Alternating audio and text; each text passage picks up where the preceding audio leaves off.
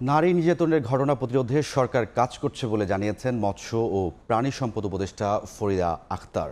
রোববার খুলনা জেলা শিল্পকলা একাডেমিতে আহত যোদ্ধাদের পাশে বাংলাদেশ শীর্ষক সভার আয়োজনে জুলাই স্মৃতি ফাউন্ডেশন। সেখানে প্রধান অতিথির বক্তব্যে নারী নির্যাতনের ঘটনায় উদ্বেগ প্রকাশ করেন উপদেষ্টা।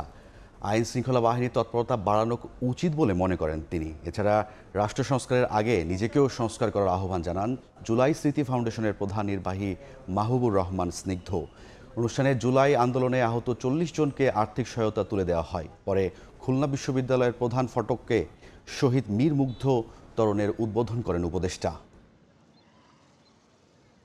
নারী নির্যাতন প্রচুর দেখা যাচ্ছে গত কিছুদিন ধরে, যেগুলো শুনছি ধর্ষণ নির্যাতনের কথা, সেটা কিন্তু আমাদের ভালো লাগে এবং এইটা কিন্তু আমরা যদি দমন করতে না পারি, ছাত্ররা আপনারা যারা সুস্থ আছেন বা এখনও আমরা যারা আন্দোলনে আছে তাদেরকে নামতে হবে। এটা শুধু আইন শৃঙ্খলা বাহিনীর দুই একজনকে গ্রেফতার করে শাস্তি দেবে এই ব্যাপার না, এটা সামাজিক আন্দোলন।